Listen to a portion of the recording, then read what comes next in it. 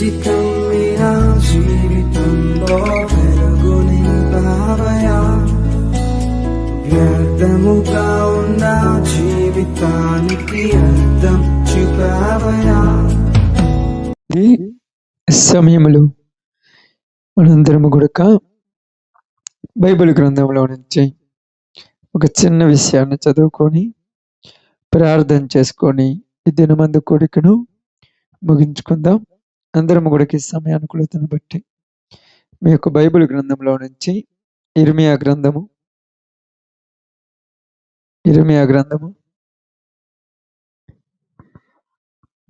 4వ అధ్యాయము, ఇర్మియా గ్రంథము 4వ అధ్యాయము. జాగ్రత్తగా బైబిల్ గ్రంథాన్ని తెరిచి ఆ సందర్భాన్ని ఈరోజు మనము చాలా జాగ్రత్తగా విందాం.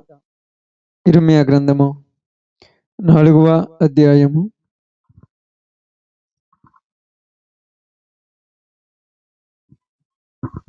3వ వచనమును జాగ్రత్తగా చదువుదాం.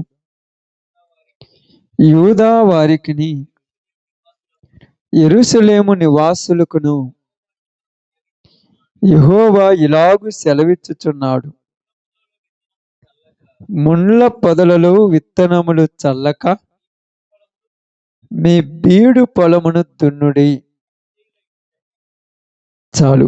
దేవుడి వాక్య భాగములను మన మధ్యలో ఆశీర్వదించును గాక. ఆమేన్. కుడి వచ్చిన అందరికి ప్రభునామములు శుభాలు వందనములు తెలియజేయుచున్నాను. బైబిల్ గ్రంథంలో ఉన్నటువంటి ఈ సందర్భాన్ని మనం జాగ్రత్తగా ఆలోచిద్దాం. ఎందుకంటే ప్రియ సహోదరి సహోదరులారా, ఇర్మియా ప్రవక్త ఇశ్రాయేలీయుల యొక్క పరిస్థితులను బట్టి, దేవుడిచ్చినటువంటి ఒక పరిస్థితిని బట్టి ఇర్మియా ప్రవక్త దేవుడు తన్ను తల్లి గర్భంలో రూపొందించకముందే ఏర్పరచుకొని ఉన్నాడని ఇర్మియా గ్రంథంలో మనకు రాయబడుతూ ఉన్నది.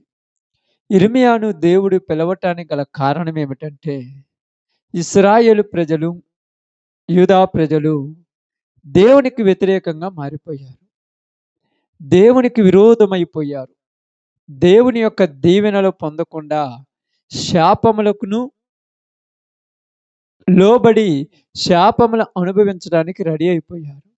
ఇలాంటి ప్రజలను వారి యొక్క అవిధేయతలో నుంచి, వారి యొక్క దురవస్థలో నుంచి, వారికి కలిగిన పరిస్థితుల్లో నుంచి బయటికి తీసుకురావటానికి దేవుడు ఇర్మియాను పంపించినట్టుగా మనకు బైబిల్ గ్రంథంలో రాయబడింది. ఇర్మియా ఎవరంటే హిల్కీయా కుమారుడు, యాజకుడైనటువంటి హిల్కీయా కుమారుడు.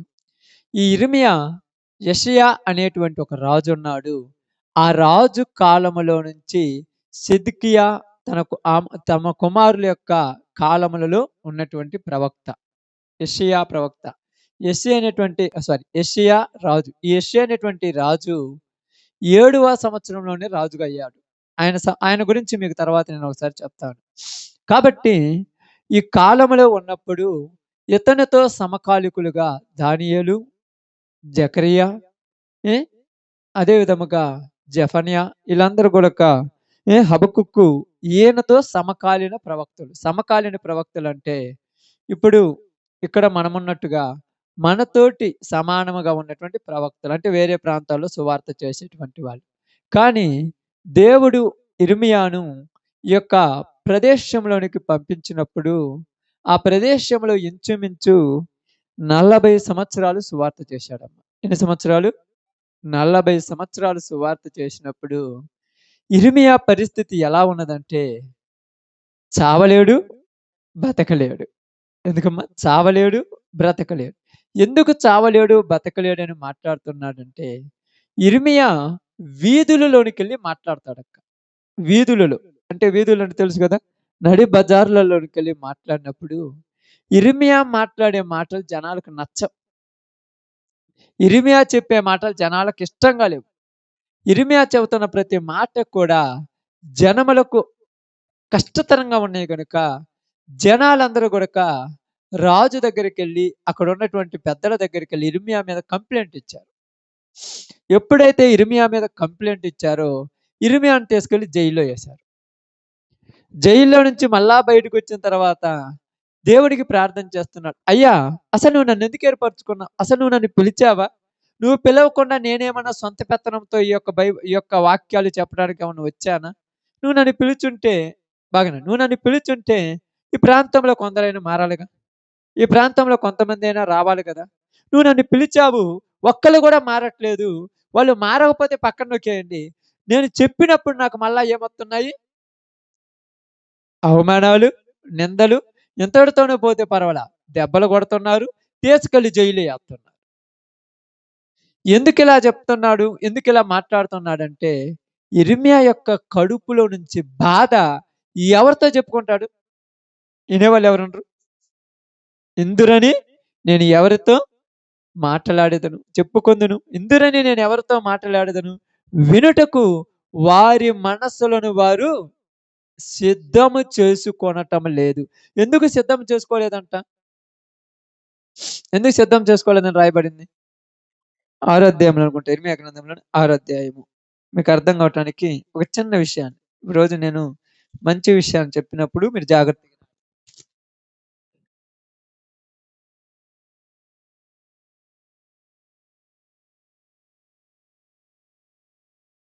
చూడండి. 10వ వచనం. 10 విందురని నేను ఎవరితో మాట్లాడెదను? ఎవరికి సాక్ష్యము చెప్పెదను? వారి వినుటకు తమ మనస్సు సిద్ధపరచుకొనరు గనుక వినలేకపోయిరి. ఇదిగో, వారు యెహోవా వాక్యమందు సంతోషము లేని వారై దానిని తృణీకరింతురు. ఎవరమ్మా మాట్లాడింది ఇక్కడ? యిర్మీయా. విందురని నేను ఎవరితో మాట్లాడతానన్నాడు. అంటే జనాలు లేరక్క? ఉన్నారా లేరా చెప్పండి? ఉన్నారు. విందురని నేను ఎవరితో మాట్లాడతానన్నాడు. ఎందుకయ్యా? ఏందంటే వినుటకు వాళ్ళ మనసులు సిద్ధము చేసుకోలేకపోయారంట. అంటే వాళ్ళ మనసులు సిద్ధంగా లేవు. వినటానికి ఏం లేవు? సిద్ధంగా లేవు. సిద్ధంగా లేనప్పుడు ఎందుకు సిద్ధంగా లేవంటే ఏమంటున్నాడు? ఆ? వాళ్ళకు ఈ మాటలంటేనే ఇష్టం లేదంటక్క. ఇంక సంతోషం ఏడవడం చెప్పండి అక్క. ఈ చెవుతుంటేనే వాళ్ళకి కోపం వస్తుంటది. ఇప్పుడు చెవుతుంటే కోపం వస్తుంటే మరి ఎందుకు చెప్పాలి? దేవుడు చెప్పమన్నాడు. ఇప్పుడు దేవుడు చెప్పమన్నాడు కాబట్టి నేను చెప్పాను. నువ్వు చెప్పమన్నావు, నేను చెప్పాను. నేను చెబితే వాళ్ళు నన్ను కొడుతున్నారు. నువ్వే వాళ్ళ మనసులు మార్చొచ్చుగా. దేవుడే కదక్క. బాగా అర్థం చేసుకోండి. నేను ఏదో నా పాటికి నేను ఎక్కడో కూర్చున్నాను. ఏడో ఉన్నాను, బదిలీ వృక్షం కింద ఏడో ఉన్నాను. నా దగ్గరకొచ్చి నన్ను పిలిచావు. పిలిచిన తర్వాత నన్నేం చేశావు?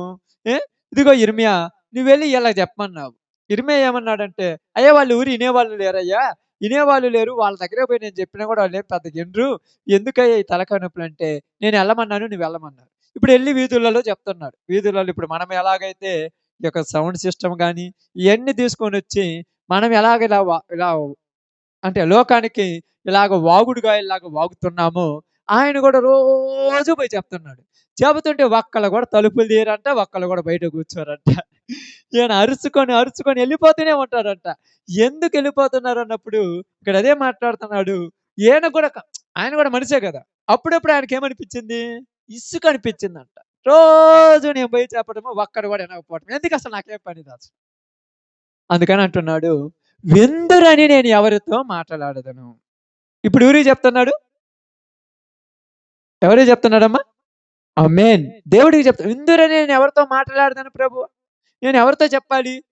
ఎవరు గూడక వినటానికి రెడీగా లేరు. రెడీ ఉన్నారా? రెడీ ఎవరు లేరు. కాబట్టి ఎందుకు రెడీగా లేరంటే ఏమన్నాడక్కడ మనం చూసినప్పుడు, ఎవరు గూడక వినుటకు తమ మనస్సు సిద్ధపరచుకొనరు గనుక వినలేకపోయిరి. మనసులో సిద్ధంగా ఉంటే, ఓహో! ఈరోజు పాస్టర్ గారొత్తారు, వచ్చి ఏం చెప్తారు, అసలు వాళ్ళేం చెప్తున్నారని కనీసం దీని గురించి ఆలోచనలుంటే ఇంటారు. అసలు ఆలోచనే లేదు.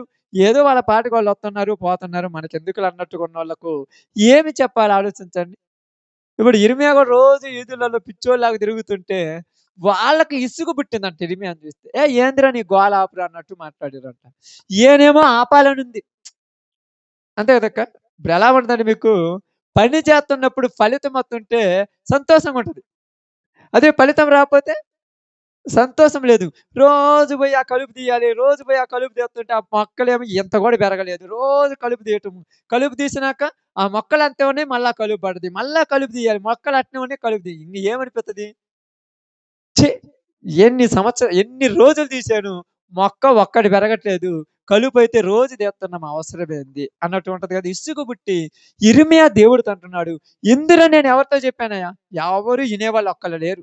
నాకు ఇసుక పుట్టిపోతుందయ్యా అన్నగాని ఎందుకు వినటం లేదంటే వాళ్ళకసలు ఇది గురించి ఆలోచనే లేదు. మరి మనమేం చేద్దాం లేనప్పుడు? అందుకని ఇక్కడ ఏమంటున్నారో తెలుసా? వాళ్ళకు దేవుని వాక్యమందు సంతోషం లేని వారు గనుక వాళ్ళు వినటం లేదు అన్నారు. అయితే ఇక్కడ ఇదే ఇర్మీయా ప్రవక్త మాట్లాడుతూ అంటున్నాడు. ముందు మాట్లాడుతూ 4 అధ్యాయంలోకి వచ్చినప్పుడు, ఇదిగో నువ్వు వెళ్ళమంటున్నావు, ఎలాగ చెప్పమంటున్నావు, ఇశ్రాయేలీయులకు చెప్పమంటావు, ఏమని చెప్పాను? నువ్వు చెప్పనియే చెప్పమన్నావు. నువ్వు చెప్పినయే చెప్తుంటే వాళ్ళకి ఇబ్బందికరంగా ఉంది. ఏం చెప్పమన్నాడు చూడండి. 4 అధ్యాయం మొదటి వచనం నుంచి చదవండి.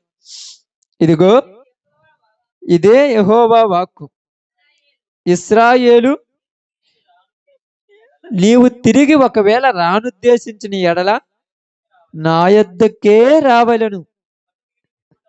నీవు అటు ఇటు తిరుగుట మాని నీ హేయ క్రియలను నా సన్నిధి నుండి తొలగించి సత్యమును బట్టియు న్యాయమును బట్టియు నీతిని బట్టియు యెహోవా జీవము తోడని ప్రమాణము చేసిన ఎడల జనములు ఆయన యందు తనకు ఆశీర్వాదము కలుగుననుకొందురు. అయితే ఆయన యందే అతిశయపడుదురు. ఇప్పుడు ఏమంటున్నారంటే ఇశ్రాయేలీయులతో చెప్తున్నాడు. ఇశ్రాయేలు నువ్వు రానుద్దేశించిన మళ్ళా నా దగ్గరికే రావాలి. ఇంకెక్కడికి నువ్వు పోకూడదు అంటున్నాడు. నువ్వు వచ్చేటప్పుడు ఏం చేయాలంటే నువ్వు నా దగ్గర ఎందుకంటున్నంటే నీవు అటు ఇటు తిరుగుట మానేయాలి. ఏం చేయాలంట? అటు ఇటు తిరుగుట మానేయాలి. ఎందుకు అటు ఇటు తిరుగుట మానేయాలని చెప్తున్నారంటే వాళ్లకు మేలు కలగాలంటే నా దగ్గరే మేలు కలుగుద్ది. భూమి మీద ఎక్కడా మేలు జరగదు. కాబట్టి సత్యమును బట్టియు న్యాయమును బట్టియు నీతిని బట్టియు యెహోవా జీవము తోడని ప్రమాణము చేసినప్పుడు మీరు దేవుణ్ణి నమ్ముకున్నప్పుడు ఎలా నమ్ముకోవాలంట? న్యాయమును బట్టి సత్యమును బట్టి నీతిని బట్టి నువ్వు నన్ను అనుసరించిన ఎడల జనములను నేను ఆశీర్వదిస్తాను గనుక నువ్వు నా ఆశీర్వాదం కింద ఉంటావు అన్నాడు. కాబట్టి ఇక్కడ అంటున్నాడు, ఇలా మాట్లాడుతూ కిందకు వచ్చినాక అంటున్నాడు, ఇదిగో ఏమంటున్నాడు చూడండి. యూదా వారికిని యెరూషలేము నివాసులకును నేను ఇలాగు సెలవిచ్చుచున్నాడు. యెహోవా ఇలాగు సెలవిచ్చుచున్నాడు. ఏమని? మీరు విత్తనాలు చల్లేటప్పుడు ఎక్కడ చల్లొద్దంట? ముళ్ళ పొదలలో చల్లక బీడు పొలమును దున్నుడి. అర్థమైందక్క ఈ మాట? మీరు విత్తనములు చల్లేటప్పుడు ఎక్కడ చల్లకూడదంట? ముండ్ల పొదలలో చల్లక బీడు పొలమును దున్నుడి అన్నాడు. ఎందుకు ఈ మాట చెప్పుకొచ్చాడు? బీడు పొలమును దున్నుడి, ముండ్ల పొదలలో చల్లొద్దు. ఈ 2 మాటలు మనం ఆలోచించినప్పుడు హోషేయ ప్రవక్త కూడా ఇలాగనే మాట్లాడాడు. ఎక్కడంటే 10వ అధ్యాయము 12వ వచనం అనుకుంటే ఒకసారి చూద్దాం. హోషేయ గ్రంథము 10వ అధ్యాయం 12వ వచనం అనుకుంటే ఒకసారి చూడండి అమ్మా. నీతి ఫలించునట్లు మీరు విత్తనము వేయుడి, ప్రేమ అను కోత మీరు కోయుడి, యెహోవాను వెదకుటకు ఇదే సమయము గనుక ఆయన ప్రత్యక్షమై మీ మీద నీతి వర్షము కురిపించినట్లు ఇది వరకు ఎన్నడూను దున్నని బీడు భూమి దున్నుడి. ఆమేన్. ఏ భూములు దున్నాలంటమ్మా? ఇది వరకు ఎన్నడే దున్నని బీడు భూములను దున్నుడి అన్నాడు. ఇది వరకు ఎన్నడు దున్ననంటే ఎవరైనా బడుచుకుంటారక్క? ఎవరైనా తీసుకుంటారా అసలు? ఎవరైనా తీసుకుంటారా? ఇది వరకు ఎన్నడు దున్నని అనే మాట రాయబడింది. ఇది వరకు ఎన్నడు దున్ననంటే ఇప్పుడు బాగా ఆలోచించి గమనించండి, మీకు అర్థం కొట్టని చెప్తాను. అంటే మనకు అర్థమయ్యే భాషలో, అంటే మనకు అర్థం విధంగా చెప్తాను. మీకు పొలాలు ఉంటాయి అనుకోండి, చాలా మందికి సేద్యం చేయటానికి కొన్ని పొలాలు ఉంటాయి. కొన్ని పొలాలు వదిలేసి ఉంటారు. అవి మీయే, మీ పేరు మీద రిజిస్ట్రేషన్ అంటే వదిలేసి ఉంటారు. వదిలేసిన తర్వాత ఆ పొలాలు ఏమవుతాయమ్మా? అదే బీడంటే ఏంది? ముండ్ల చెట్లు, గచ్చ పొదలు, పెద్ద పెద్ద మాన్లు, ఇయన్నీ చిల్ల చెట్లు మొత్తం మొలిచిపోతాయి. ఎవరైనా దారిన పోతా పోతా, ఇదిగో ఆ భూమి ఉంది కదా! దాన్ని బాగు చేసుకోవచ్చు కదా! ఎందుకు ఊరక కౌలుకి తీసుకొని ఆ పొలాలేసుకొని ఇది బాగా చేసుకుంటుంటే, నువ్వు బాగా చేసిస్తే 2 సంవత్సరాలే నీకు ఊరకిత్తానంటాడు. అంటే ఇప్పుడేమంటుండు? 2 సంవత్సరాలైన ఊరకు నువ్వేసుకోమనాలంటే ముందేం చేయాలి? బాగు చేయాలి. అప్పుడు అలాంటోళ్ళు కొంతమందుంటారు. ఏం చేస్తారంటే ఆళ్ళు కొక్కిలేని తీసుకొచ్చి వాటన్నిటిని ముందు తీసేస్తాడు. తీసేసిన తర్వాత దాంట్లో 2 సంవత్సరాలు గాని, 3 సంవత్సరాలు గాని, 5 సంవత్సరాలొచ్చిన పంట తిన్న తర్వాత అది ఎవరికిత్తడు మరలా? ఆ వ్యక్తికిత్తడు. ఎందుకిత్తడు? ఆగండి. ఎందుకిత్తడు? ఆయనది గదా భూమి అనుకుంటున్నాం కదా! ఆయనది గదా భూమి. మరి 5 సంవత్సరాలు ఈయనెందుకేసుకున్నాడు? బాగు చేసి. మరి ఆయనెందుకు బాగు చేసుకోలేదు? అవసరం లేనప్పుడు 5 సంవత్సరాల తర్వాత కూడా వాడు తీసుకోకూడదు కదక్కా! మరి ఆయనెందుకు బాగు చేసుకోలేదు? ఆమేన్. ఆయన చేత కాదు గనుక ఇంకొకళ్ళకిచ్చాడు. అది చేతైతే ఇత్తడా? అదే విధంగా ఇక్కడ హోషేయ ప్రవక్త మనతో మాట్లాడుతున్న మాటేందంటే, బీడు భూములను దున్నాలి. మామూలు దున్నిన భూములు ఎవరైనా దున్నేత్తారు. దున్నిన భూమిలోకి పోయి కౌలుకి తీసుకొని 3,000 కౌలుకిత్తానంటే, ఒక 20,000 కౌలుకిత్తానంటే బోరిచ్చి, బహుమిత్తే ఎవరైనా పోయి పంట చేసి పండియరక్క? ఇప్పుడు ఏంది ఈ భూమి వాళ్ళకిచ్చి, ఇప్పుడు అక్కకుందనుకో, ఇప్పుడు నిర్మలక్క ఒక భూమి ఉందనుకోండి. ఏందక్కా వాళ్ళకిచ్చిన భూమి ఉంటే, నా వల్ల గాక ఆయనకిచ్చాను. ఆయన బాగు చేసిన తర్వాత 3 సంవత్సరాలు, 5 సంవత్సరాలు యేసుకొని తిని నాకు అవసరం లేదు. ఆరో సంవత్సరం నాకిత్తడు గదా! అంటే ఇప్పుడు దేనికోసం ఎదురు చూసే జనాలు ఎక్కువ మంది? బాగు చేసి ఎవరైనా ఇత్తే ఈళ్ళేసుకోవాలనున్నారు. బీడు భూములను దున్నేవాళ్ళు లేరు. అందుకని యిర్మీయా ప్రవక్తనన్నాడు, ఎక్కడికి పంపించాడు? బీడు భూములు దున్నమని పంపించాడు. ఇప్పుడు బీడు భూములు దున్నేవాడికి కష్టమా? లేపోతే సంతోషమక్క? ఈ చాకిరీ ఎట్టుంటో తెలుసు, మీకు అర్థం కావటానికి బాగా చెప్తాను. ఇంట్లో నుంచి ఆ భార్య మెడలో ఉన్నటువంటి పుస్తెల తాడు తీసుకెళ్ళి తాకట్టు పెట్టక 50,000 తెత్తాడు. యాడనో కుక్కలని తీసుకెళ్ళి ఆ చిల్ల చెట్లు మొత్తం పీకేత్తుంటే ఇంట్లో భార్య అంటది, "ఆడేం తింటవే? ఆడేం తింటవని ఏత్తన్నావు? ఆడేం తింటావు నువ్వు? వాడికే చేతకాక పానుగితే నువ్వేంది పెద్ద పోటుగాళ్ళకి పోయి దాన్ని ఏత్తన్నావు" అన్నప్పుడు ఈడేమంటాడు తెలుసా? నాకు నమ్మకమున్నది. నాకు నమ్మకముంది. ఎందుకంటే ఎప్పుడు ఎవరు ఎయ్యని భూమది. వాళ్ళు చేతగాక పానుకారు. మనం బాగు చేసి వాళ్ళకిద్దాము. ఈరోజు చేతకాక పోనుకిన భూములను బాగు చేయమని దేవుడు పంపించాడు చాలా మందిని. వాళ్ళేం చేస్తున్నారంటే ఆడికి పోతే ఏమి జరగదులే అని వదిలేశారు. వదిలేసినంత మాత్రాన ఆగదుగా. ఇప్పుడు చాలా మంది మీరున్నారు గదా! ఇంతకు ముందు రోజులలో మీరు చూసారు గదక్క. మన ప్రాంతాలు చూసినప్పుడు ఈ ఇంటి పక్కన చూస్తే అలా ఇంటి పక్కన ఉంటే, ఉదాహరణకు ఈ ఊర్లో ఉంటే మన పల్లె కానరాదు. ఇప్పుడు ఇక్కడుంటే మన ఊరు నుంచి 10 కిలోమీటర్ల దూరం ఉన్న కొనకనపేట కూడా కనపడుతుంది. ఏమైంది మధ్యలో మొత్తము? అన్ని పొలాలు జేత్తన్నారు, ప్లాట్లు జేత్తన్నారు, అన్ని రెడీ జేత్తన్నారు. ఇదివరకంతా చేయొచ్చు కంటే, ఇదివరకు అవసరం లేదు. ఇప్పుడు అవసరమయ్యింది. ఇదివరకు అవసరం లేదు. ఇదివరకెందుకంటే 4 ఎకరాలు ఉన్నోడు ఆ 4 ఎకరాలు యేసుకునేవాడు. ఆ 4 ఎకరాలు వాడేసుకోవటము 10 మందికి పని చూపిచ్చాడు. ఇప్పుడేమైందంటే వాడి కింద నేను పనికిపోయిందని ప్రతి ఒక్కడు పొలమేయటం ప్రారంభించాడు. అందరూ పొలమేయటం ప్రారంభిస్తే ఉన్న పొలమే అందరికి సరిపోద్దా? సరిపోదు. అప్పుడు పొలం లేనోడు ఏం జేత్తాడు? బీడు పొలాలను బాగు చేసుకుంటూ కూర్చుంటాడు. ఇప్పుడు బీడు పొలం బాగు చేసిన తర్వాత వాడొచ్చి నాదని తీసుకున్నప్పుడు వాడు ఏమనుకుంటాడో తెలుసా? ఎన్ని సంవత్సరాలున్నా బాగానండి. ఎన్ని సంవత్సరాలున్నా 10, 20 సంవత్సరాలు నా చేత కాకపోతే ఎవరో ఒకడొచ్చి దీన్ని బాగు చేశాడు. వాడు బాగు చేసిన దాన్ని ఇప్పుడు నేను తింటున్నానని ఎక్కడో ఒక చోట అసంతృప్తిగానే జీవిస్తూ ఉంటాడు. కాబట్టి ఇక్కడ హోషేయ ప్రవక్తతో దేవుడు మాట్లాడుతూ యిర్మీయా ప్రవక్తతో మాట్లాడుతూ ఏమన్నాడంటే, "యిర్మీయా, నువ్వు ఏడవద్దు. నువ్వు దుఃఖపడొద్దు. నువ్వు బాధపడొద్దు. నువ్వు చింతించవద్దు. ఎందుకంటే నేను నిన్ను ఎక్కడికి పంపించాను తెలుసా? బీడు పొలములు దున్నమని చెప్పడానికి పంపించాను. అందుకేమంటున్నారు చూడండి అక్కడ మనం చదివినప్పుడు ఏ? ముళ్ళ పొదలలో విత్తనములు చల్లక అన్నాడు. ఎక్కడ చల్లొద్దంట? ముళ్ళ పొదల్లో విత్తనములు చల్లకూడదు. మరి ఏం చేయాలి? ముళ్ళ పొదల విత్తనాలు చల్లకుండా ముందు బాగు చెయ్యాలి. కానీ జనాలకి ఏం ఆలోచన తెలుసా?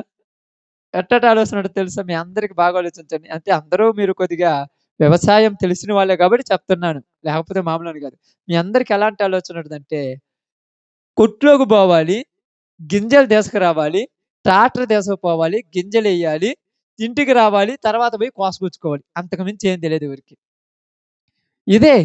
కానీ మొట్టమొదట అక్కడికి పోయి చూస్తే అక్కడ ఎవరు పండిస్తార్రా అనే దాని దగ్గర ముందు దాన్ని బాగు చేయాలంటే కొద్దిగా కష్టపడాలి. ఈ కష్టం ఈరోజు జనాలకు నచ్చదక్క. కష్టం ఈరోజు జనాలకు నచ్చదు. ఎందుకు నచ్చదయ్యా అంటున్నారంటే కష్టపడటం ఇష్టం లేని జనాలు. కష్టపడటము ఇష్టం లేని జనాలు. ఎందుకు ఇష్టం లేదు చెప్పండి మీకు తెలిస్తే? మీకెవరికైనా అంటే మీరు గూడక మేము కష్టపడుతున్నాం అంటున్నారు గానీ, నిజంగా చెప్తున్నాను ఇక్కడున్న మీ అందరికి చెప్తున్నాను. లేకపోతే ఈ మాటలు వింటున్న ప్రతి ఒక్కళ్ళకి చెప్తున్నాను. ఫలితం రాకుండా కష్టపడే వాళ్ళు ఒక్కళ్ళు లేరు. మరి ఎందుకు కష్టపడట్లేదంటే ఒకటే కష్టపడటానికి గల కారణమే కష్టపడకుండా ఉండటానికి గల కారణం ఏందంటే పక్కనోడు నిన్నేసాడు పొలం ఈ రోజు ₹1,00,000 సంపాదించాడు. మనం ఎందుకు దీన్ని ఓరక దీన్ని దున్నటము చేయటము. అల్లదిగో మంచి భూమి ఉంది దాన్ని తీసుకొని దాన్ని దున్నుకొని బాగు చేసుకుందాం. వెంటనే రావాలి ఫలితాలు అందరికి. వెంటనే రావాలి ఫలితాలు. కానీ ఇక్కడ బైబిల్ గ్రంథం కూడా మనకేం చెప్తుందంటే బీడు భూములను ముళ్ళ పొదలలో విత్తనాలు చల్లొద్దు. చాలా మంది తొందర చేంజ్ చేస్తున్నారంటే వాడు చల్లాడు కాబట్టి నేను కూడా చల్లుతానని ముళ్ళ పొదలో చల్లితే ఏమవుతాయి అక్క? ఏమవుతాయమ్మా? మొలుతాయా? అప్పుడప్పుడు చాలా సార్లు మీరు చూస్తారో చూడట్లేదు. ఏదైనా కష్టం చిన్నదిగా ఇబ్బంది అయినా కూడా కష్టం వచ్చినా కూడా చేయకుండా ఫ్రీగా ఉండటానికి ఇష్టపడుతుంటాం. పని చేయకుండా ఫ్రీగా ఉండటానికి. ఎందుకు పని చేయమంటే ఎవరు చేస్తారు ఈ పని? ఎవరో రావాలి, అది చెయ్యాలి, మనం తినాలి. అంతకు మించి ఏమి లేదు ఈడున్న రోజుల్లో. ఎవరో రావాలి, అది చెయ్యాలి, మనం తినాలి. ఉదాహరణకు మీకు అర్థం కావటానికి చెప్తున్నాను. మీ ఇళ్లలో గూడక ఇప్పుడు కట్టె పుల్లలు తెచ్చుకుంటారు కదమ్మా! ఈ కట్టెలు తెచ్చుకున్నప్పుడు ఏం చేస్తారంటే మీరు, ఆ కట్టెలు కుట్టుకోవటానికి మీకు కష్టం కాబట్టి ఎవరో అంటే ఇంట్లో ఉన్నటువంటి యజమానుడు వచ్చేదాకా పొయ్యి మనిషెయ్యరు, మేలకొని కూర్చుంటారు. ఏది పొయ్యి మనిషేయొచ్చు కదంటే! కట్టెలు లేవు కదా! కట్టెలు తెచ్చి ఎందుకు మనిషేయను? కాసు లేదు, కట్టెలు లేవు. అంటే కుట్టుకోవచ్చుగా అంటే నేను కష్టపడకూడదు. ఈరోజు ఈ భూమి మీద ఉన్నటువంటి క్రైస్తవులలో ఎక్కువ మందికి సేవకులకు కూడా ఏం ఆలోచనలంటే కష్టపడకూడదు. కష్టపడాల్సిన అవసరం లేదు. ఫ్రీగా కూర్చోవాలి, రావాలి, పోవాలి. అలా ఉండాలంటే ఎవరో చేసింది మనం చేస్తేనే వస్తది. ఎవరో చేసిన భూమిని పోయి మనం దున్నితే విత్తనాలకు పంట వస్తది కానీ కొత్తగా భూములు దున్నాలంటే కష్టం. ఎంత కష్టం అంటే అది ఇక్కడ మనకి ఈరోజు చెప్తున్నట్టుగా ఇర్మీయా ప్రవక్త మాట్లాడినట్టుగా ఇదిగో ఆ భూమి ఎంత కష్టమంటే ఏడుపు ఒక్కటే తక్కువ అన్నమాట పాపం. ఏడుపు ఒక్కటే తక్కువ. ఎందుకంటే ప్రతిదీ ఏమవుతుంటదక్క? ఎదురే. ఏది కూడా సానుకూలంగా పోదు. ఎందుకంటే ఎదురే. ఇదిగో ఈ యొక్క చిల్ల చెట్లు మొత్తం కొట్టేశానులే మిషన్ తీసుకుపోయి అంటే మొద్దులు కూడా పీకేయాలంటారు. ఈ మొద్దులు మొత్తం పీకేసేయాలి ఇబ్బంది లేదంటే మళ్ళా ట్రాక్టర్ తెచ్చి వాటన్నిటిని ఏం చేయాలంట? దున్నేయాలంటారు. మళ్ళా దున్నేసాను ఇబ్బంది లేదంటే ఆ యొక్క బండరాళ్ళన్నీ ఎత్తేయాలి. ఈ కష్టం ఎవరు పడతారక్క? ఈ కష్టం ఎవరు పడతారు? ఇదేమి లేకుండా ఏం చేయాలి? ఫ్రీగా ఏదో మంచి అదునైన బొమ్మను చూసుకొని దాన్ని యేసుకుంటూ పోతది ఇదెందుకు? అందాకని ఇక్కడ బాగానండి. బాగా గమనించి ఆలోచించి చదవండమ్మా.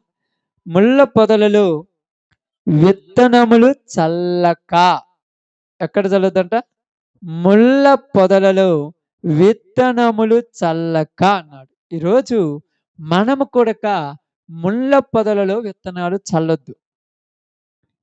చల్లితే ఏమవుతాయంటే అవి ఏం చేస్తాయంటే బైబిల్ గ్రంథంలోనికి వద్దాం ఒకసారి. లూకా సువార్త లేకపోతే మార్కు సువార్త 4వ అధ్యాయము 4వ అధ్యాయము 18వ వచనం నుంచి జాగ్రత్తగా చదవండి. ఇతరులు ముళ్ళ పొదలలో విత్తబడిన వారు, వీరు వాక్యము విందురు గాని ఐహిక విచారములను, ధన మోసమును, మరి ఇతరమైన అపేక్షలను లోపలకు చొచ్చి వాక్యమును అణిచివేయుట వలన అది నిష్ఫలము అగును. ఏం రాయబడిందంటే ఇక్కడ, ఇదిగో వీళ్ళు ఎవరంటే ముండ్ల పొదలలో పడినటువంటి వారు. ఇది ఎలాంటి అంటే వాక్యము మనసులోనికి వెళ్ళిపోతుంది, వాక్యం మనసులో ఉంటుంది, కానీ ఐవిక విచారమును, ధన వ్యామోహము, ఇతరమైన అపేక్ష అంటే వేరే వేరే కోరికల వలన, వేరే వేరే ఆలోచనల వలన ఈ చెప్పబడిన వాక్యాన్ని అణిచేస్తాయి. బాగానండి. ఈ చెప్పబడిన వాక్యాన్ని ఏం చేస్తాయంట? అణిచివేస్తాయి. ఎప్పుడైతే ఈ యొక్క వాక్యాన్ని అవి అణిచివేస్తాయో ఇది వాళ్ళు మర్చిపోతారు. అందుకని ఏం చేశారంటే మొట్టమొదట మీరు వెళ్ళేసి బీడు భూములు దున్నేయాలి, ముండ్ల తుప్పలు కొట్టేయాలి. ముండ్ల పొదలు అంటే ఏం చేయాలి? తీసేయాలి. ముండ్ల పొదలు ఏడుంటాయక్క మీకు తెలుసుగా? ఎక్కడుంటాయి? చేలలోనే ఉంటాయి, గెట్టుల మీద చాలా ఉంటాయి. ఫస్ట్ ఎలా ఉంటుందంటే ఫస్ట్ గెట్టు మీదే ముండ్ల పొదలు ఉంటాయి అక్క. ఒక్క 2 సంవత్సరాలు పట్టించుకోకపోతే చేలోకి కొద్దిగా వచ్చేస్తుంది. అలాగ ఒక 5 సంవత్సరాలు పట్టించుకోకపోతే ఆ చేనే గిట్టు అయిపోద్ది. ఇప్పుడు ఆ చేను కాడికి పోయి చూస్తే ఈ చేను మీదేనంటే దీన్ని ఊరు చేస్తారులే, దీని బదులు ఇంకో దాన్ని చూసుకుంటే పర్లేదు. ఎన్ని సంవత్సరాలు వేరే దాన్ని చేసిన బాగానండి, ఎన్ని సంవత్సరాలు వేరేది చేసినా అది కౌలుకి తీసుకున్నప్పుడు వేరే వాడిది, అది నీది కాదు. కాబట్టి అదే నీ సొంత దాన్ని నువ్వు ఎన్ని సంవత్సరాలు కాకుండా నువ్వు ఎంత కష్టపడి చేస్తే అదేమవుద్ది? ఎప్పటికైనా నీదవుద్ది. అది తర్వాత వేరేది నీకు స్వాస్థ్యముగా ఉండబడుద్ది. అందుకని ఇశ్రాయేలీయుల గురించి మాట్లాడుతూ ఏమన్నాడంటే, ఇశ్రాయేలు ప్రజలు ఎలాంటి వాళ్ళంటే బీడు భూమి లాంటి వాళ్ళు అయిపోయారంటమ్మా.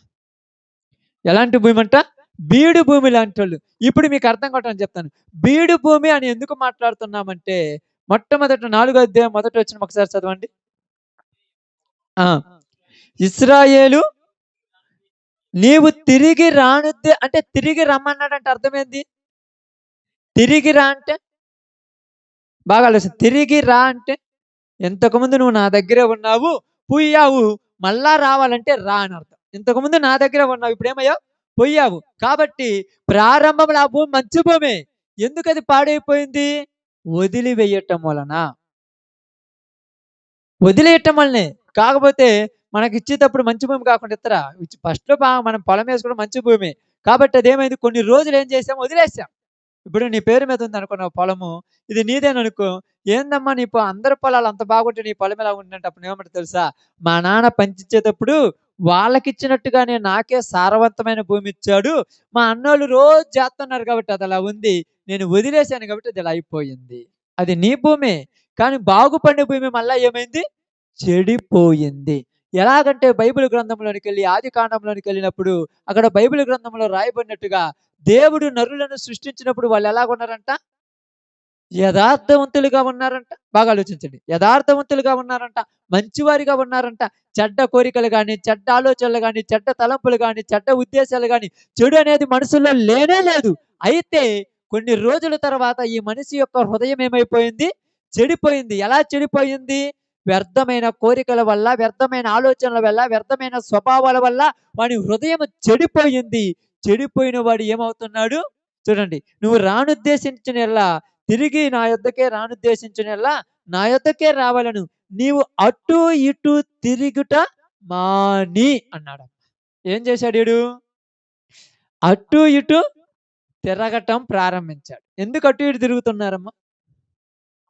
ఎందుకు తిరుగుతారు అటు ఇటు? అటు ఇటు ఎందుకు తిరుగుతారు చెప్పండి, మీకు తెలిస్తే.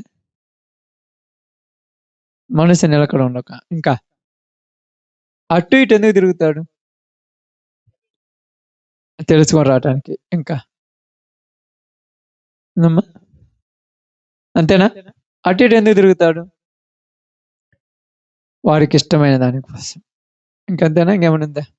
ఓకే. మీరు చెప్పినయన్నీ కరెక్ట్ అని కాదంట్లే. అంటే మీరు ప్రతిసారి నేనెప్పుడు చెప్పినా కరెక్ట్ అంటున్నారు. మళ్ళీ ఏదో చెబుతున్నట్టే మీకు ఇన్ని తెలుసు. దీంట్లో కొత్తదాన్ని ఇంకోటి చెప్తాను. అది కొత్త ఆలోచన అంటారు చూడండి. కొత్తగా లోతుకెళ్ళిపోతే ఆలోచిస్తుంటాం. అదే దాంట్లో గాని తప్పేం కాదిది. కాబట్టి ఇక్కడేముందంటే అటు ఇటు ఎందుకు తిరుగుతున్నాడంటే బాగా ఆలోచించండి. అంటే అది వీళ్ళ గురించి మాట్లాడుతుంది. అక్కడేమన్నట్టు అటు ఇటు తిరగటానికి కారణం ఏందంటే, ఈ దేవుని కంటే కొత్తదనం ఎక్కడైనా దొరుకుద్దని పోతారు. ఎక్కడికి పోయినా దొరకలా ఈళ్ళకు. అటు ఇటు అంటే ఈళ్ళ కోరికల కోసము మీరన్నారు చూడండి. ఈళ్ళ ఆశల కోసము ఏదో చూస్తారు. చూడండి ఎండమావులు చూడటానికి ఎలా ఉంటాయంటక్క? నీళ్లున్నట్టుంటాయి. కానీ దాహం తీరుద్దా? అలాగే జనములు గూడక వాళ్ళకు మనసులో సంతృప్తి కొరకు వ్యర్థమైన ప్రతి చోటుకు పోతున్నారంట. ఎక్కడికి పడితే అక్కడికి పోతున్నాడంట. ఏ ఇక్కడ ఇశ్రాయేలీయులు ఏమన్నారంటే, "మీరు నన్ను విడిచి వ్యర్థమైన వాటి వైపు తిరగట వలన" అన్నాడమ్మా. నన్ను విడిచి వ్యర్థమైన వాటి వైపు తిరగటం అంటే, మీ శరీరాలకు సుఖాలు కావాలని చూచిన దానితోనల్లా పాపం చేసుకుంటూ పోయావు. చూసిన వాటి చోటల్లా నీ ఇష్టం వచ్చినట్టు తిరిగావు. అయినా నీకు సంతృప్తి దొరకలేదు అన్నాడు.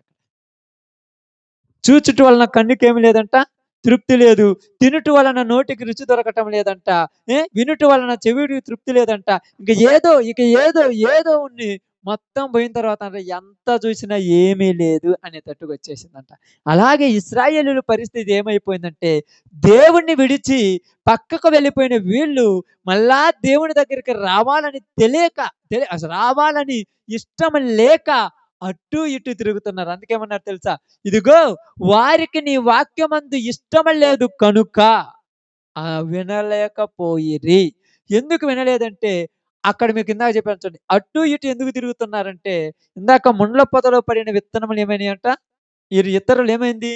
ఈళ్ళ యొక్క ఈళ్ళ యొక్క హృదయంలో ఏంటి? ఐవిక విచారమును, ధన మోసమును, అంటే వ్యర్థమైన ఆ కోరికలను ఈళ్ళల్లోకొచ్చి వాక్యాన్ని అణిసేసాయంట. ఇప్పుడు చూడండి శుభ్రంగా పని చేసుకుంటుంటారు కదా! మీ పొలాన్ని మీరు బాగా చేసుకుంటున్నప్పుడు వాళ్ళీళ్ళొచ్చి "రేయ్! ఏం పండుద్దని ఆడేత్తన్నావు ఊరక పనికిరానోడా. మా మాట ఇని శుభ్రంగా ఇది బానుక్కొని దీనికి పెట్టే ఖర్చుకు ఆడ 10,000 ఇత్తే కౌలుకిచ్చుకుంటే శుభ్రంగా పండించుకోవచ్చు. కష్టం లేకుండా చెట్టు కింద పండుకొని చేసుకుంటావురా నీకెందుకురా ఈ కష్టం అంతా" అంటాడు. ఇప్పుడు ఈడేమంటాడు? ఎవరు పడతారు ఈ పొలాలు ఇది ఊరితో ఊరు పడతారు. ఈ చెత్తంతా ఊరు తగలబెడతారు. ఇయన్నీ ఎండలకు ఊరి చేస్తారు. ఇదంతెందుకు 10,000 ఇత్తే పోద్ది గదా! అంటే ఈడికేం అర్థంగయింది? 10,000 ఇస్తే శుభ్రంగా ఉండొచ్చు అర్థమైంది గానీ, కష్టపడటానికి ఇష్టపడట్ల. ఈరోజు బైబిల్ గ్రంథంలో కూడా యిర్మీయాని ఎందుకు పిలుచుకున్నాడంటే, మిగతా వాళ్ళు కష్టపడటానికి ఇష్టపడేవాళ్ళు తక్కువ. నువ్వు మాత్రమే కష్టపడగలవని నేను పిలుచుకున్నాను. అర్థమైందా? కష్టపడగలవనే నేను పిలుచుకున్నాను. లేకపోతే అందరిని పిలుచుకోలేకనా? ఎంతోమంది లేరు? కష్టపడే వాళ్ళని పిలుచుకుంటాడు. ఎందుకంటే, కష్టపడిన నీకు ప్రతిఫలం దక్కుద్ది. ఫలితము ఆశించకుండా చేసేవాడే యిర్మీయా ప్రవక్త. ఎవరమ్మా? ఫలితము ఆశించకుండా చేసేవాడు. ఫలితం ఆశించటంలా. ఎందుకంటే 4, 5 సంవత్సరాలు చేస్తే పెట్టిన పెట్టుబడి కూడా రాదు. అంతే కదక్కా బీడు భూమిలో 4 సంవత్సరాలు పంటొస్తే పెట్టిన పెట్టుబడి వత్తదా? చాలా మంది అంటారు ఈ సంవత్సరం 10 లక్షలు వచ్చినా పర్లేదంటే, అది బాగా చేయడానికి 20 లక్షలు అయినాయి నాకంటాడు. అంటే ఇప్పుడేముంది? తెచ్చిన పెట్టుబడి కూడా రాలేదంటే అర్థం ఏమిటంటే, అతడికేముంది తెలుసా? ఈ భూమి పాడైపోతుంది. దీన్ని బాగు చేయాలనే కోరికుంది కాబట్టే చేస్తాడు. లేకపోతే ఎందుకు చేస్తాడు? అదే విధంగా ఇక్కడ దేవుడు మనతో మాట్లాడుతున్న మాటేందంటే, ఇశ్రాయేలు ప్రజలు గూడక దేవుడు చెప్పిన మాటలైతే విన్నట్టుగా ఉంటున్నారు గానీ, వాళ్ళ హృదయాలలోనికి వేరే ఆలోచనలొచ్చాయి. ధన వ్యామోహము, ఐహిక విచారము, ధన వ్యామోహము, వేరే వేరే కోరికలు. ఈరోజు ఈ లోకంలో వాళ్ళకి ఎక్కువైపోయాయి. చాలా మందికి ఎక్కువైపోయాయి. ఒకళ్ళిద్దరు కాదు అందరికి ఏ కోరికలు ఎక్కువైపోయాయి. వేరే వేరే కోరికలు. ఎందుకు ఈ కోరికలంటే, ఇప్పుడు మీరు అన్నట్టు చాలా మంది అన్నట్టుగా ఆడ పోయి ఏదో చూసేద్దామంటే ఏముంటది ఆడ? ఏమన్నా ఉంటదా? మరి ఏమి లేనప్పుడు ఏం పోయి చూస్తావు? ఏం పోయి చూస్తారమ్మా? ఏమన్నా ఉందా చూడటానికి? మరి ఏం పోయి చూస్తున్నారు? అదేందంట ఆశ. అప్పుడంటారు ఆడ నుంచి వచ్చింది ఏమీ లేదు ఊరకపోయి వచ్చినమే. తలకాయ నొప్పి దండగా. ఆశ. ఒక ఆశ. ఇప్పుడు ఆడ తృప్తి లేదని తెలుసు కదా! మళ్ళా ఇంకో దిక్కు పోతారు. ఆడేం తృప్తి ఉంటది? ఆడ ఏం తృప్తి ఉండదు. మళ్ళా ఏరే చోటకి పోతారు. అక్కడేముంటది? అక్కడ ఒక తృప్తి ఉండదు. అందుకని ఈరోజు మీ అందరికి నేను ఎందుకు చెప్తున్నానంటే, బీడు భూములను దున్నాలి. బీడు భూములను దున్నాలన్నప్పుడు కష్టమే, ఏడుపే, బాధలే. పడితేనే దేవుడు పిలుచుకున్నాడు. లేకపోతే ఇంకొకళ్ళకిత్తాడది. అర్థమైందక్క? అప్పుడప్పుడు మీరు చేత్తన్నారు కదా! ఇప్పుడు మీరు అప్పుడప్పుడు ఆగ్గొట్టేత్తరు కదక్క! ఎంత పొలం ఊరు కడతారంటే, చేతనైతే చెయ్యి. నువ్వు కాకపోతే ఇంకో రూ. 10 ఇచ్చి ఇంకొకళ్ళని పిలుచుకుంటా. అంతేనా కాదా? ఆ! కాదు. ఈ సగం ఈ వారం కడతాము. వచ్చే వారం సగం కడతామంటే, ఈ వారంలోకి ఎండిపోతే ఎవరు చేత్తరు? అవునా కాదా? అందుకని దేవుడు కూడా ఏం చేస్తున్నాడంటే, ఈరోజు నిన్నైనా, నన్నైనా, మనందరినైనా ఏ ఇక్కడికి ఈ ప్రాంతమైనా, వేరే ప్రాంతమైనా పిలుచుకున్నాడంటే అర్థమేందంటే, యిర్మీయాలాగా మనం ఆయన దృష్టిలో ఉన్నామేమో. అది ఆలోచనలో పెట్టుకోవాలి. ఉండి మనం ఏం చేయగలమంటే, బీడు భూములనే దున్నాలి మనం. మామూలు భూములు ఎవరైనా దున్నేస్తారు. ఎవరైనా పెడతారు కదా! ప్రశాంతంగా ఎవరైనా ఉండగలరు. సంతోషంగా ఎవరైనా ఉండగలరు. ఏ ఇబ్బంది లేకుండా ఎవరైనా ఉండగలరు. కానీ దేవుడు అర్హత కలిగిన వారికే ఇవిస్తాడు. అందరికివ్వడు. ఎవరికంటమ్మా? అర్హత ఉండాలి దానికి గూడక. మామూలుగుందా? అర్హత లేనోళ్ళకి ఇత్తరా? చాలా మంది ఏమంటారు తెలుసా? ప్రార్థన అల్లాడిపోతే ఆ కొండలల్లో కూలిపోయి చేత్తరు. ఆ గుట్టలల్లో కూలిపోయి చేత్తరు. ఆడికి పోతే ఒక్కళ్ళు పట్టించుకోరు. నీళ్ళు కూడా ఇచ్చే దిక్కు లేరు. ఆడికి పోయి ప్రార్థన ఎవరు చేత్తరంటే, నువ్వు చెయ్యవు కాబట్టి నీ ఇష్టం వచ్చిన కాడ నువ్వు చెయ్యి. దేవుడిచ్చిన దగ్గర నువ్వు చేయకూడదు. నీకిష్టం వచ్చిన కాడ నువ్వు చేసుకుంటున్నావు. అందుకని ఇక్కడ బీడు భూములను ఎందుకు దున్నమన్నాడంటే, జనముల హృదయాలు ఏమైపోయినాయంట? ఘోరమైన వ్యాధి కలిగినటువంటి పాపమనే ఊబిలో చిక్కుకొని పాతాళానికి చేరువైపోయిన హృదయాలు జనములవి. అదే అంటున్నాడు ఇక్కడ. యిర్మీయా గ్రంథం మొత్తం కూడా ఎక్కువ మాట్లాడుతూ హృదయం గురించి మాట్లాడుకుంటూ వస్తాడు. అందుకేమన్నట్టు యెషయా గ్రంథంలో ఒకసారి చూడండి. యెషయా గ్రంథము 44:3 చూడండి ఒక్కసారి. 44:3 ఏందమ్మా? నేను దప్పిక గలవాని మీద నీళ్లను, ఎండిన భూమి మీద ప్రవాహ జలములను కుమ్మరించెదను. ఆమేన్. ఇక్కడ మీకు అర్థం కావటానికి ఒక విషయం చెప్తున్నాను చూడండి. భూమి ఏమైందంట? ఎండిపోయింది. భూమికి ఎండిపోవాలని ఇష్టమక్క? అసలు భూమి గురించి మనకేం తెలుసంటావు? మీకు అర్థం కావటానికి చెప్తాను. ఎవరైనా బాధపడాలని ఇష్టమక్క? అందరికి ఏమని ఇష్టం ఉంటది? సుఖ సంతోషాలతో, ఆనంద వైభవాలతో ఉండాలనే కదా! భూమి గూడక ఎప్పుడు ఎండిపోవాలనుకోదంటక్క. ఎప్పుడూ సస్యశ్యామలంగా ఫలమైనటువంటి పచ్చగా కళకళలాడుతూ నా నా యొక్క దేవునికి నచ్చినట్టుగా నేను పంట పండాలని భూమి కూడా ఎదురు చూస్తుంటదంట. అయితే ఆ భూమిని సేద్యపరచడానికి తన కుమారుడైనటువంటి ఆదాముని ఏదోను వనంలో ఉంచాడు ఆ రోజు. అది అందరికీ తెలిసిందే. ఇప్పుడు మనమల్ని కూడా ఏమంటున్నాడంటే, అక్కడ ఆ భూమికి చెప్పినట్టుగా ఇక్కడ హృదయములనే భూమి గురించి మాట్లాడుతున్నాడు. జనముల హృదయములంట ఏమైపోయినాయంట? ఎండిపోయినాయి. ఆమేన్. ఏమైనాయమ్మా? ఎండిపోయినాయి. ఎలా ఎండిపోయినాయి? ఎండిపోయింది ఎలా ఉంటది తెలుసా మీకు? ఎలా ఉంటది ఎండిపోయినాయి? ఎప్పుడైనా రేగడి జల్లోకి వెళ్ళారు కదక్క? వెళ్ళుంటారు కదా! రేగడి జల్లు ఏముంటది తెలుసా? ఎండిపోయినప్పుడు ఏమో తెలుసా? గట్టిగా ఉంటది. అక్కడికి పోయినప్పుడు అప్పుడప్పుడు మేము చాలా మంది నేను ఎప్పుడైనా మనోళ్ళకి ఊరికన్నా అటు కలుపు కాడ పోయినప్పుడు అంటారు, చేతులు కూడా ఒక మొద్దు బారిపోయినాయి అంటారు. ఎందుకు? ఆ కలుపు రాక మొత్తం తెగిపోయింది రాలేదు. కొంచెం తేమ ఉంటే ఫ్రీగా వచ్చేస్తది. తేమ ఉండాలి. అంటే ఏమంటున్నాడు? ఎండిపోయిన భూమి మీద నేనేమి కురిపిస్తానన్నాడు? ప్రవాహ జలములు, ప్రవాహ జలములు. దప్పిగొని వారలారా నేను మీకేమిస్తానన్నాడు? నీళ్ళనిస్తానన్నాడు. ఇప్పుడు ఎండిపోయిన భూమి లాంటి ప్రజలమ్మ ఈళ్ళందరూ. బాగా ఆలోచించండి. ఎండిపోయిన భూమి లాంటి ప్రజలు. ఎందుకంటే ఆ భూమి ఎండిపోయిన భూమి ఎలా ఉంటదంటే అది మెత్తగా కానీ అవుద్దా? ఎప్పుడైనా మీరు చూసారా అవుద్దక్క? అప్పుడు దాన్ని పోయి మీరు గడ్డపారతో తవ్వితే ఏమవుద్దక్క? పగిలిపోద్ది. అంతేగాని ఇంకేమన్నా ఉందా? కాబట్టి ఎండిపోయిన భూమిని మొట్టమొదట ఏం చేయాలి? బీడు భూమి అయినా, ముళ్ళ పొదలు ఉన్న భూమి అయినా, ఏ భూమి నేనేం చేయాలి మొట్టమొదట? బాగా ఆలోచించండి. ఏం చేయాలి? ఎందుక? నీళ్లు పొయ్యాలి. ఆమేన్. ఏం చేయాలి? నీళ్లు పొయ్యాలి. ఎప్పుడైతే నీళ్లు పోత్తామో అప్పుడేమవుద్ది ఆ భూమి? మెత్తగా అవుద్ది. అవును గదా! మీరెప్పుడైనా కొత్త భూములు అంటే ఇలాంటి బీడు భూములు బాగు చేసేటప్పుడు ఏ కాలంలో చేస్తారంటే వానాకాలంలో చేస్తారెక్కువ. కొక్కిలేనోళ్ళు గూడా ఏమంటారంటే, ఇప్పుడు రాదు గానీ వానలు పడేటప్పుడు రాయా వ ప పీకేద్దాం అంటాడు. ఆ వానల కాలంలో ఈ యొక్క భూమి మీద వానలకంతా నానిపోద్ది కాబట్టి ఎంత చెట్టునైనా పీకేస్తుంటదది. మెత్తగా వచ్చేస్తుంటది. ఇప్పుడు వాన పడటానికి ఏం చేయాలి? ఎదురు చూడాలి. ఎన్ని రోజులకు వాన పడితే అన్ని రోజులకి ఎదురు చూడాలి. అప్పుడు వాన పడిన తర్వాత ఆ భూమి అయిపోద్ది, మెత్తగా అయిపోద్ది. ఎప్పుడైతే మెత్తగా అవుద్దో అప్పుడు పీకేయొచ్చు. అదే విధముగా ఇప్పుడు గూడా మనం అందరికి చెప్తున్నాం బాగానండి. ఎండిపోయిన భూముల్లాగా ఉన్నటువంటి ప్రదేశాలలోనికి వాక్యం అనే వానను పంపియాలి. ముందేం పంపియాలి? వాక్యం అనే వానను పంపియాలి. వాక్యం అనే వానను పంపియకుండా మనం పోయి గడ్డపారతో కొట్టామనుకోండి, ఒకటి గడ్డపార ఇరిగిపోవాలి. భూమన్నా పగిలిపోవాలి. దానివల్ల ప్రయోజనం ఏమీ లేదు. వాక్యం అనే వానను పంపించినప్పుడు మామూలు భూమి అయితే ఇప్పుడు మనం సేద్యం చేసే భూమి అయితే ఒక ఎండాకాలం వదిలేస్తే ఒక్క వానకి ఏమవుద్ది?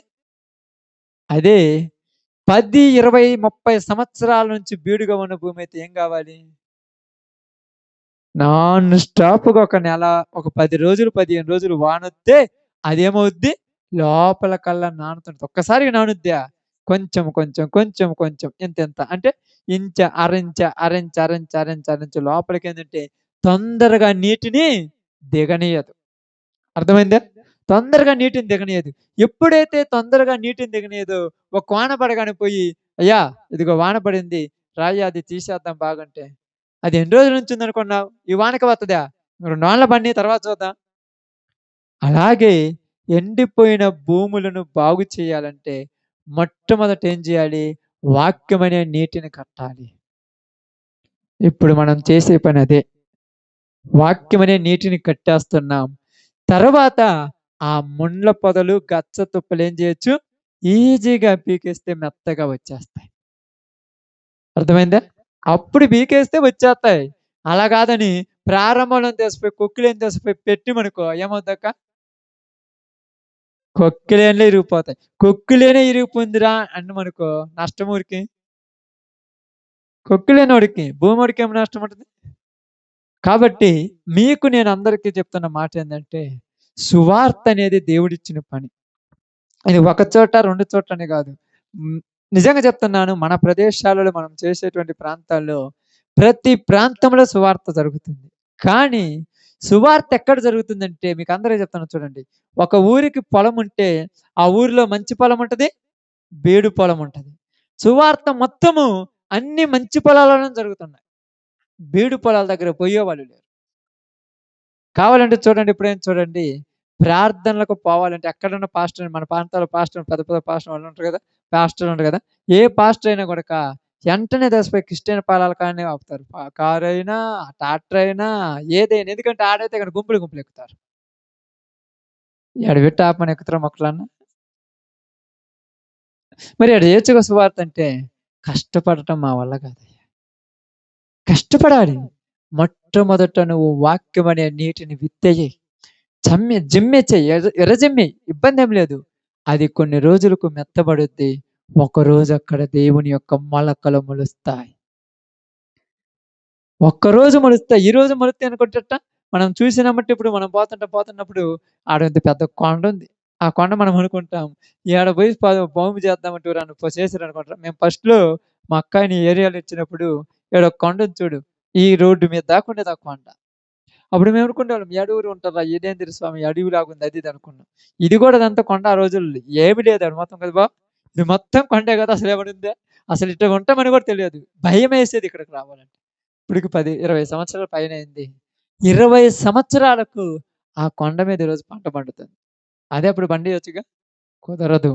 దానికొక సమయం. అంటే ఆ టైం వచ్చేదాకా పని చిన్న చిన్నగా ప్రారంభం కావాలి. కాబట్టి నేను కూడా చెప్పేది ఏంటంటే మీ అందరికి దేవుడు మనందరికీ తెలియజేసింది ఏంటంటే, ఇదిగో విత్తేవాడు ఎలా విత్తాలంట? ఆశతో విత్తాలని బైబిల్ చెప్తుంది. ఆశపడి విత్తాలి. అంతే కదా! మీరు గూడక విత్తనాలు ఎత్తుకొని పోతారు గదక్క. మీ పొలాల్లోనే కదా! ఎవరి పొలాల్లో ఎత్తకపోయినా మీ పొలాల్లో ఎత్తుకొని పోతారు గదా! ఎత్తడానికి పోయినప్పుడు ఆశతో ఎత్తుతారమ్మ. ఏమనుకుంటారో తెలుసా? ఎవరికి నచ్చిన దేవుళ్ళు ఎవరైనా పాత్రవాసన ఇదిగో ఈ సంవత్సరం బాగా పంట పండాలి.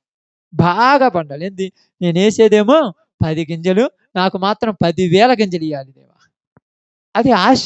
అలాగని దేవుని పని చేసేటప్పుడు మనందరికి చెప్తున్నాను ఈరోజు మీ అందరికీ, మనకే ఒక హెచ్చరిక చెప్తున్నాను. దేవుడి పని కొరకు వస్తున్న మనందరం గూడక ఆశతో చేయాలి ఈ పని. అప్పుడు ఫలితం మనం ఆశించము. ఆశ కలిగిన ప్రాణాన్ని దేవుడు అది ఆశతో చేయాలనేది. ఏందబ్బా! ఏంది తలకాయ నొప్పి రోజు ప్రార్థనకు ఊరిపోతారు. ఏం పని ఈ నిరుత్సాహంతో వచ్చినోడికి ఏమీ ఉండదు. ఆశతో పని చేయాలి. అలా చెయ్యాలంటే నీకేమనిపిత్తదో తెలుసా? ముందు మొట్టమొదట ఏం చేస్తాడు మాగాట్లోకి రోజు నీళ్ళు కడతనే ఉంటాడు, పెడతనే ఉంటాడు. చాలామందుంటారు. ఏందిరా బోర్‌లో నీళ్ళు నేను ఊరకనే పెడుతున్నావా? వాడికి తెలుసు ఎందుకు పెడతాడో. ఒక వారం, 10 రోజులు పెట్టిన తర్వాత అప్పుడు దమ్ము చక్రాల బండిని తీసుకుపోయి బాగా దమ్ము చేస్తాడు. అప్పుడు ఏమవుద్ది ఆ దమ్ము చేసినప్పుడు? కలుపు గాని, మొక్కలు గాని మొత్తం దానికేమవుతాయి? ఆ కలుపు మొక్కలే ఆ పొలానికి ఏమవుతాయక్క?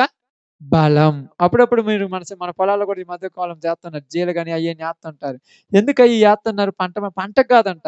అయన్నీ తుక్కేత్తే అయ్యే చేనుకి బలం.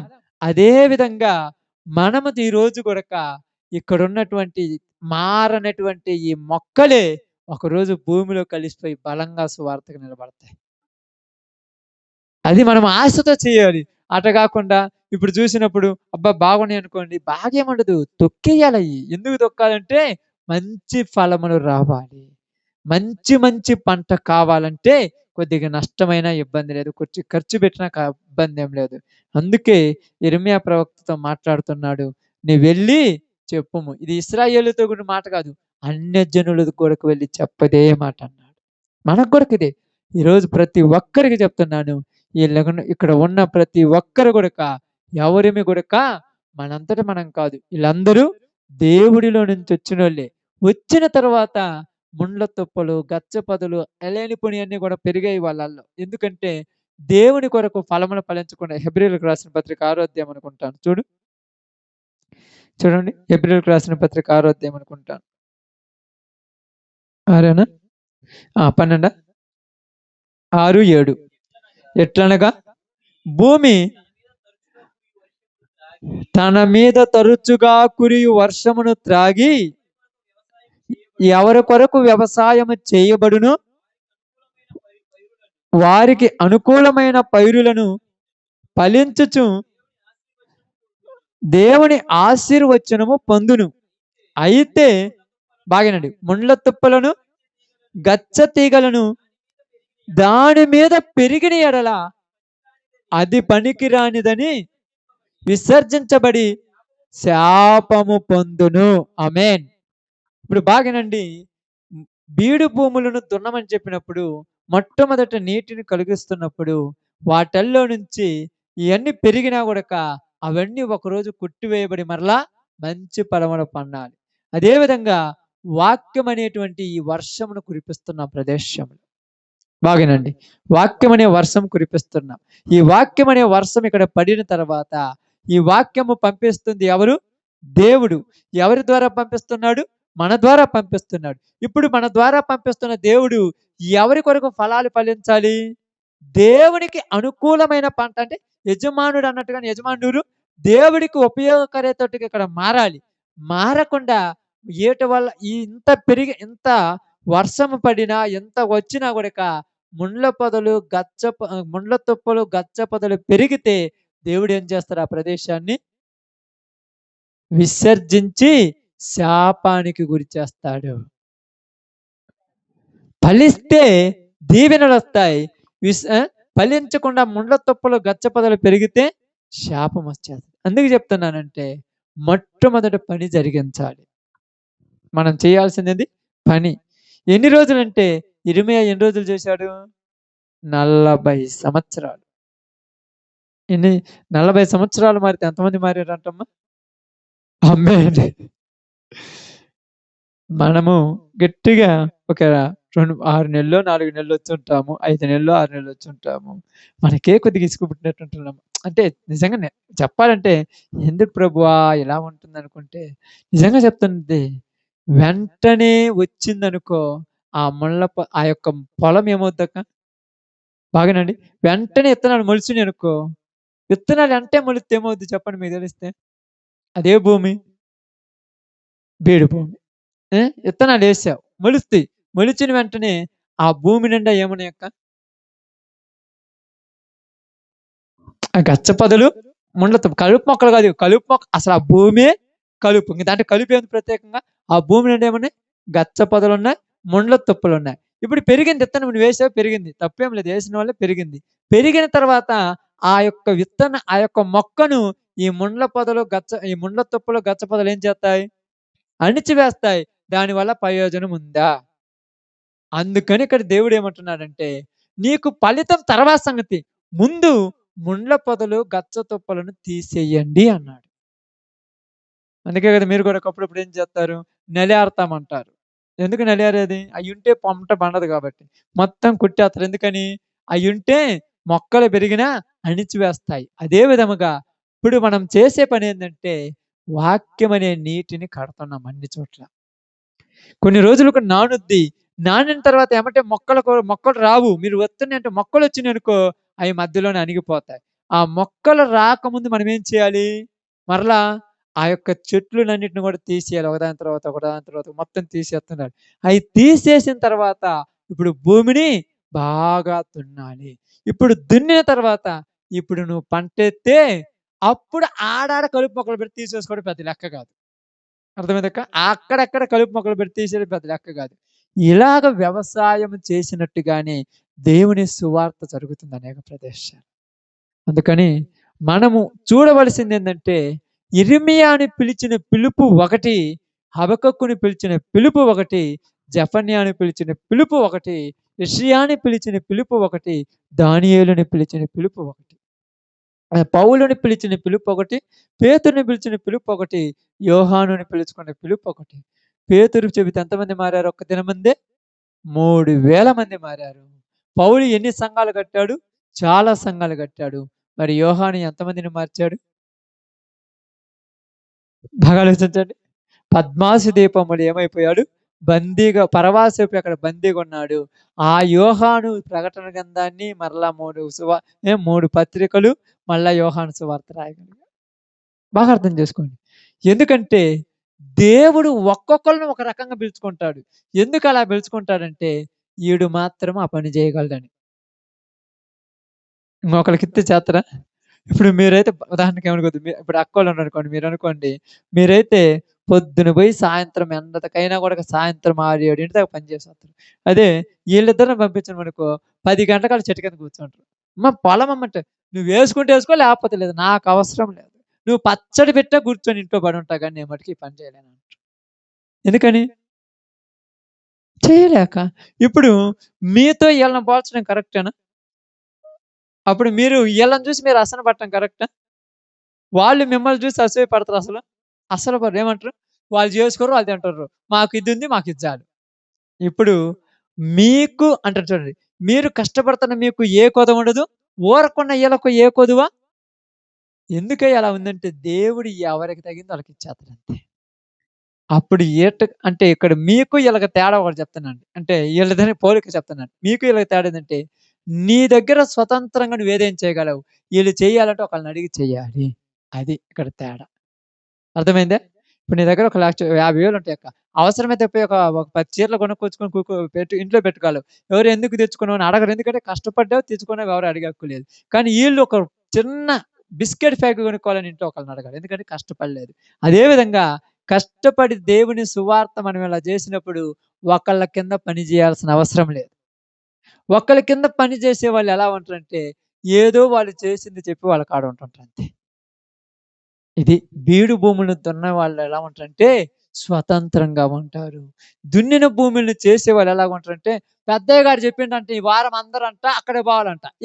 పెద్దయ్య గారి కింద పని చేసేవాళ్ళు వాళ్ళతో మనకు పోటీకా? కుదరదు కదక్క నీకు. కుదురుద్దామా నీకు? ఏందయ్యా ఈరోజంటే, పాస్టర్ గారు ఫోను చేశారు. ఈరోజు అందరమంట ఆడికి పోవాలంట మీటింగ్‌కు. ఆడికి రావాలంట. ఇప్పుడు మనోళ్ళు ఎవరైనా పిలుత్తడా? కదులుతరా? పాస్టర్ గారు మీరు ఈడికి రావాలంటే మాకీడ సువార్త ఉంది. తర్వాత వత్తాంలే. అంటే ఎందుకు? బీడు భూములను దున్నేవాడు దున్నిన తర్వాత దాని మీద పెత్తనం మొత్తము వాడిదే. ఇప్పుడు ఊరో భూమి పెడితే వాడి కింద పోయినోడు ఏం చేస్తాడో తెలుసా? ఇప్పుడు ఈళ్ళన్నట్టుగా ఇంట్లో కూర్చున్నట్టుగా, ఇదిగో మా అక్క ఫోను చేసింది గానీ ఒక 500 ఏయమంది. ఏసేనా వద్దా? ఇత్తవా అంటాడు.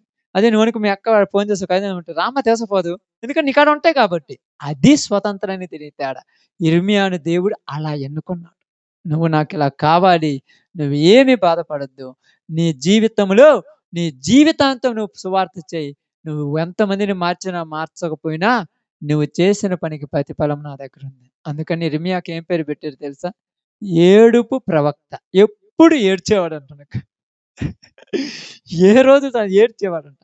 ఎక్కడ ఏడ్చాడు అక్కడ నిత్యము సంతోషంగా ఉంటున్నాడు. కాబట్టి ఈరోజు మీ అందరికి చెప్తున్నాను. అంటే ఎందుకంటే మామూలుగా అయితే ఉదయకాలం నేను ఇక్కడ వేరే ప్రదేశానికెళ్ళేసి ఇంటికొచ్చిన తర్వాత కూర్చొని బైబిల్ చదువుకుంటా కూర్చున్నప్పుడు ఈ ప్రాంతం గురించి ప్రార్థన చేశాను. ఏం ప్రభు అన్నప్పుడు ఇదే ఆలోచన తట్టింది నాకు. ఏంది ప్రభా మా సువార్త మేము ఇన్ని ప్రాంతాలకెళ్ళి చేస్తున్నాము.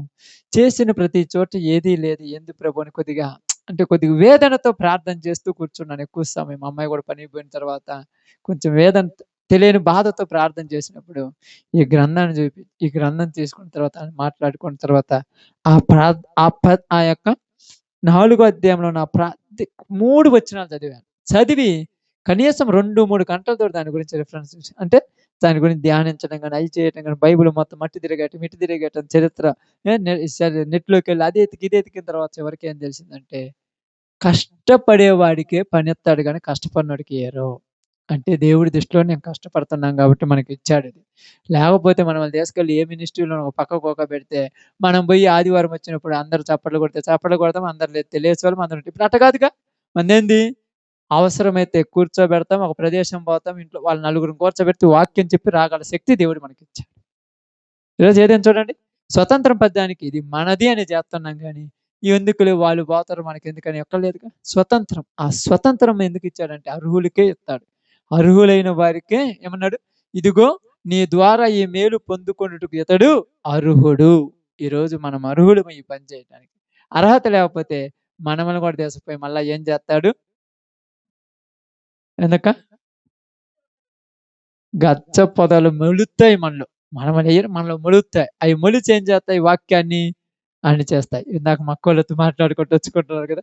4 వారాలు అయిందంట. ఇంకా 12 సంవత్సరాలైనా రాదు. మీరేం బాధపడుతున్నారేమో రాలేదంటే రాదు. ఎందుకంటే ఏం పెరిగాయి? ముండ్ల తుప్పలు, గచ్చ పొదలు పెరిగాయి. ఈ వాక్యాన్ని ఏం చేస్తున్నాయి? అణిచివేస్తున్నాయి. ఆదివారం వచ్చినప్పుడు రేపు ఏ పనికి పోకూడదు అనుకుంటారు. ఇంటికి పోగానే ధన వ్యామోహము, ఐవిక విచారము, ఇతర కోరికలు ఈ వాక్యాన్ని అణిసేస్తాయి. ఇంక రాలేరు వాళ్ళు. మనమేం చేద్దాం దానికి? అందువలన మనమేం చేసాం? మనమే మొక్కల్ని పీకేసి, మనమే చదును చేసి, మనమే చేసాం మనలో పెరగవయి. ఎందుకంటే ఒకవేళ పెరిగినా వాడికి ఏం చేస్తావక్క? ఇంతకుముందు ఎంత 20 సంవత్సరాల నుంచి ఉన్న బీడుభూమిని బాగా చేసిన మనము ఆఫ్టర్ 2 మొక్కలను కొట్టేసుకోలేం. అది దానికి దీనికి తేడా. కాబట్టి ఈరోజు ఈ ప్రాంతంలో దేవుడు మాట్లాడుతున్న మాట ఏందంటే, ఖచ్చితంగా ఈ ప్రదేశమును దేవుడు ఏర్పరచుకుంటే దేవుడి చిత్తమై ఉంది గనుక ముండ్ల పొదలు, గచ్చ పొదలు, బీడు భూములు దున్నే ప్రదేశముగా ఈ ప్రాంతం దేవుడు ఏర్పరిచాడు. ఈరోజు మనం విత్తనాలు తెలిపోవచ్చు. మనమే పంట కొయ్యాల్సిన పనిలా. ఇదిగో అపోలో ఒకళ్ళు విత్తారు, ఒకళ్ళు నీళ్లు పోశారు, మరొకళ్ళు ఎరువు వేశారు. వృద్ధిపరచువాడు దేవుడు. మనమే పంట కోస్తామంటే ఒట్టేటి మాటలు. అది దేవుడు ఎవరి చోతను కోపిస్తాడు. ఎందుకని తెలుసా? మీరు విత్తని వాటిని కోసితిరి అని రాయబడింది బైబిల్ గ్రంథంలో. కాబట్టి ఈరోజు దేవుడు మనకిచ్చిన ధన్యత ఏంటంటే, నిజంగా నాకు ఇది సంతోషపడుతున్న అప్పుడప్పుడు ఏమిందంటే, బీడు భూములను దున్నే బాధ్యత మనకిచ్చాడు. మనం ఎక్కడికి పోయినా కూడా మీరు అందరు చూస్తుంటారు కదా, మీరు వస్తుంటారు కదా, ప్రారంభం నుంచి ఎక్కడికి పోయినా కూడా మన చింతగుంటలో తప్పితే మనకి ఆడ ఉంటారు మనుషులు. ఏందయ్య అంటే అవును. అది ప్రారంభం. ప్రారంభం గూడా ఏది ప్రారంభించినప్పుడు ఇప్పుడు ప్రసాద్ ఉన్నాడు. మిద్దెలు కట్టడం, మేడలు కట్టడం, బిల్డింగ్‌లు కట్టడం పోతుంటాడు. ఫస్ట్ ఎట్టుంటదది? ఆడేమంటాడో తెలుసా? ఆళ్ళు పక్కన ఎట్టుందో అట్లుంటది. ఇది గూడా అప్పుడు అట్నే ఉందిగా. కానీ దీనికి ప్లానేసి, అన్ని చేసి, ఇటుకలు తెచ్చి, సిమెంట్ కట్టి, మొత్తం చేసి ఎటుగైనా ఇప్పుడు ఇల్లులాగా అయింది. అలా అయినప్పుడు ఎవరో కట్టించిందంటే ఎవరుండాలో? ఏ? తాతోళ్ళు కట్టించిందంటే ఇప్పుడు మనం ఉన్నట్లేదక్క. ఇప్పుడు ఆలోచించండి. ఎవరెవరో కట్టించిందని మనం పోయినట్లా? అప్పుడు మనం అనుకుంటాం. మీరు కట్టించినట్టు ఇది నా ఇష్టం వచ్చినట్టు లేదు. నేను ఈడేమో కిచెన్ రూమ్ ఉండాలనుకున్నాను. ఈడేమో డబుల్ బెడ్‌రూమ్ ఉండాలనుకున్నాను. ఈడేమో ప్రేయర్ హాల్ ఉండాలనుకున్నాను. మొత్తం ఎట్టుందంటే ఇది మేము కట్టియలేదు. వేరే వాళ్ళు కట్టించుకుంటే మేము కొనుక్కున్నాం కాబట్టి వాళ్ళ ఇష్టం వచ్చినట్టు కట్టించుకున్నాం. ఇప్పుడు వాళ్ళ ఇష్టం వచ్చినట్టు కట్టించింది మనం మార్చాలంటే బాగుంటదా? ఎందుకులే ఇట్నే సర్దుకుపోదాంలే. అలాగే వేరే వాళ్ళు చేసిన దానిలో పోయి చేస్తే సర్దుకుపోయి చేయాల్సిందే జీవితాంతం. అప్పుడప్పుడు కొంతమంది "ఏం పాస్టర్ గారు మీరిలా చేయాలంటే" మా సంఘంలో ఇలా ఉండదు. అంటే వాళ్ళు చేసిన దాంట్లో నువ్వు చేసేదేముంటది ఆడ? అది. ఇప్పుడు మరి అంతా అలా అంటే ఇప్పుడు ఇల్లు నీ ఇష్ట ప్రకారం కట్టుకోవచ్చా లేదక్క? కట్టుకోవాలంటే ఎంత ఖర్చవుద్ది? ఖర్చొకటి, కష్టపడాలి, చాలా బాధలుంటాయి. ఇయన్నెందుకు కట్టించిందయితే శుభ్రంగా ఉంటదిగా. ఏమి లేకుండా ఉంటదిగా. ప్రశాంతంగా లోపల పోవడం, కూర్చోవటం. పండుకున్న ప్రతిసారి అనుకుంటావు, ఈడ బెడ్‌రూమ్ ఉండాలనుకున్న ఇదెట్టుంది? సంతృప్తి లేకుండా నిద్రపోతావు జీవితాంతం. సంతృప్తి లేకుండా నిద్రపోతే ఎట్లుంటది? అది బైబిల్ చెప్పేది. బీడు భూములను దున్నితే నువ్వు స్వతంత్రంగా ఉంటావు. ఈడ పాట మనమే పాడాలి, ప్రార్థన మనమే జేయాలి, ఆరాధన మనమే జేయాలి, వాక్యం మనమే చెప్పుకోవాలి. మనకు ఊరేమని చెప్పడు. "ఏయ్! ఇది చెప్పొద్దని" ఎవరైనా అంటాడా? ఇది స్వతంత్రం. అలాంటి స్వతంత్రంలో ఉండాలంటే దేవుడు అర్హులకే ఇస్తాడు, అందరికివ్వడు. కానీ ఇక్కడ మనం చూడాల్సింది ఎవరిని? ఆమేన్. దేవుడినే చూడండి. మనుషుల్ని చూడొద్దు. మనుషుల్ని చూస్తే ఏమైపోతామంటే లోకాశలోకెళ్ళిపోయి పాడైపోతాం. ఓకే. అందరూ గూడా తల వంచండి. ప్రార్థన చేస్తాను. ఈ సమయం